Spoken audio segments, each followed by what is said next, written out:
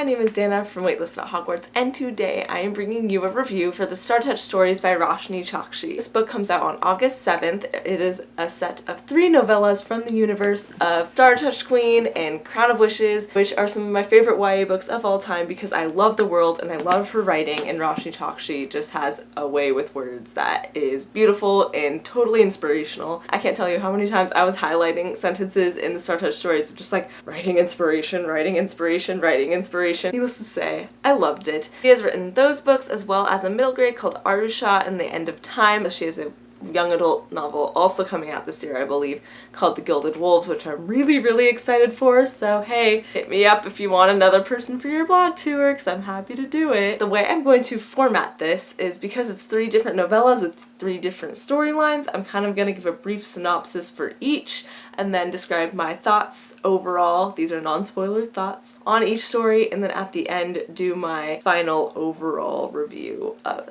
this book. So yeah, let's just get started. Gotta get to my notes. I have my notes on an iPad because I read it on ebook, so I have the synopsis pulled up because I'm horrible at describing things myself. You think I'd be good at it as a booktuber, but I'm not. So I'm just gonna read what it says on the internet for the first story. So yeah, the first one is called Death and Night. He was Lord of Death, cursed never to love. She was night incarnate, destined to stay alone. After a chance meeting, they wonder if, perhaps, they could be meant for more. But danger crouches in their paths, and the choices they make will set them on a journey that will span lifetimes. So overall, I really enjoyed reading this story. I loved the relationship between Night and Death. I thought that they were both very complex characters, and I loved the emphasis that this relationship was not one based off of looks. Night was a very complex female character and a very strong female character. I really liked that she stood up for what she believed in, and she wanted what she wanted and would not settle for less, which is really pleasing to see because it's very empowering for a lot of women. I also love overall that the story emphasizes how strongly emotional abuse can affect a person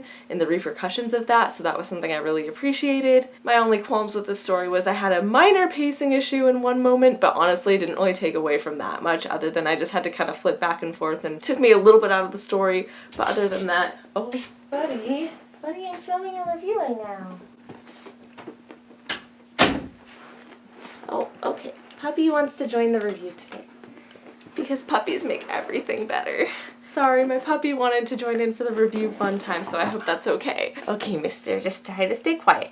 Just try to stay quiet. I know it's morning and we're all energetic and excited, and now you're moving my tripod, but we have to do a review. My only qualm with the story was I had a minor pacing issue in one moment which kind of took me out of the story a little bit, but it didn't take away from that much and overall didn't affect how I felt about the story, which was that it was fantastic. The other part that I loved about the story was I thought the banter was fantastic, especially the banter between Death and Gupta, his friend, as well as the banter between Night and Death. I just loved it. I was there for it the entire time. It was so good and funny and entertaining to read. Overall, I loved the writing, I loved the world, and anyone who's a fan of like cute romances that give you like the warm fuzzies would really love to read this story. I promise you. Please go pick it up after you've read the first 2 though. You definitely want to get that nostalgic tone that you can only get if you read Star Touch Queen and Crown of Wishes before you read the stories. I forgot to mention that at the beginning, but that's important. So don't pick it up until you've read the other 2, but I promise you, you'll love the other 2, so go pick those up right now. On to the next story. The next story is called, what is it? I can't find where it was. Oh, Poison and Gold. Yes, that's what it was. Now that her wish for a choice has come true, Asha struggles to control her powers. When an opportunity to help Queen Gauri and King Vikram's new reign presents itself, she is thrown into the path of the fearsome yet enchanting spy mistress. Fearsome yet enchanting spy mistress. I cannot say that today. You get what I mean. To help her friends, Asha will have to battle her insecurities and perhaps along the way find love. And let me just tell you, I also loved this story. That's just gonna be an overall theme of this video. I loved reading about her in Crown of Wishes, so when she entered back in the novellas, which I wasn't expecting because I didn't read the synopsis before I went in, I just dove. I was so excited to see her again, and it was really fun to hear something from her point of view, especially because of what character she becomes. I'm being vague about this because if you haven't read Crown of Wishes yet, which you should go read it, you'll find out about some things, and I don't want to spoil that if you haven't read it yet. So FYI, go read Crown of Wishes, it's fantastic. Shout out to that again. So I really like this story as well. Max, you're moving my tripod. So I really like this story as well. I love that there was a plot aside from the romance, and that was also incorporated in this short story. However, it did come across a little bit rushed to me. I would have liked a lot more small moments between the two main characters in this story because I was here for that female-female romance. I was not expecting it. So far, like to my knowledge, Roshani Chokshi's only written not queer characters, or at least boy-girl romances.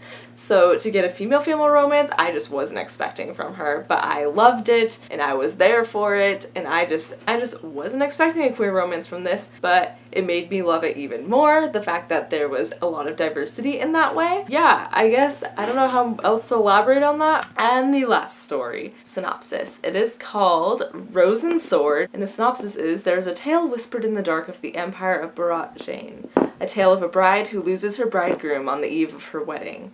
But is it a tale of truth? So I don't want to give too much away about this because I really liked going in unexpected, and with that vague synopsis, hey, quiet down, quiet. I really liked going in with a vague synopsis and really not knowing what the story was about, so I'm gonna give vague feedback for it, why I liked it. And then once you read it, you'll understand what I'm talking about. So sorry to not be specific about this, but I just don't want to spoil you, because it's a lot nicer going in not knowing. So I really liked the characters that we saw in this story, and I really liked the formatting of the story. I thought it was really unique, but I like how it tied to the other two stories ahead of it.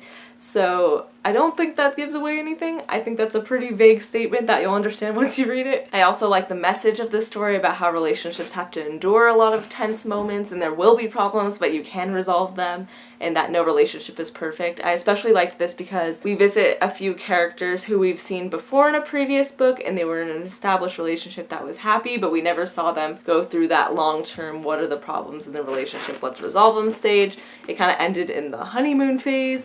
So it was really nice to be able to go back to see these characters and see that, yes, even they don't have like the perfect moments and the perfect relationship all the time, because realistically, relationships aren't perfect. There are problems and they do need to be resolved. So I thought that was a really, really cool thing that Roshani did, because oftentimes that doesn't happen in YA books.